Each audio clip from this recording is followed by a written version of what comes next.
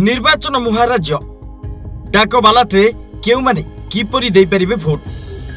कौन रही नियम निर्वाचन तारीख घोषणा करिसेंती इलेक्शन कमिशन घोषणा अनुसार ओडिशा रे 4टी पर्याय रे हेबो भोट मे 13 तारीख रे ओडिशा रे पड़िबो भोट मे 13 मे 20 मे 15 और जून 1 तारीख रे मतदान करिवे ओडिशावासी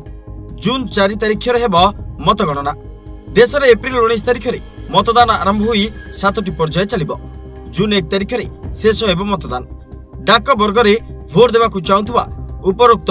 वर्गर नागरिक माने समस्त आवश्यक विवरणी प्रदान करी फॉर्म 12D रे संपृक्त निर्वाचन मंडलीर रिटर्निंग ऑफिसर को एक आवेदन करबा जरूरी डाक बालार सुविधा खोजुथिबा एपरि आवेदन संपृक्त निर्वाचन विज्ञप्तिर तारीख परे 5 दिन मध्य रिटर्निंग ऑफिसर को पाखरे पहुंचवा उचित बूथ स्तरीय अधिकारी माने ए दिगरे वोटर मानकू सहायता प्रदान करिवे संपृक्त रिटर्निंग ऑफिसर को जरिया सर्विस वोटर मानकू इलेक्ट्रोनिकली ट्रांसमिटेड डाक Balat management system पठाजिबो जेउथिरे सेमाने सेमानकर vote record करिवे एवं एहाकू पोस्ट माध्यम रे पठाइबे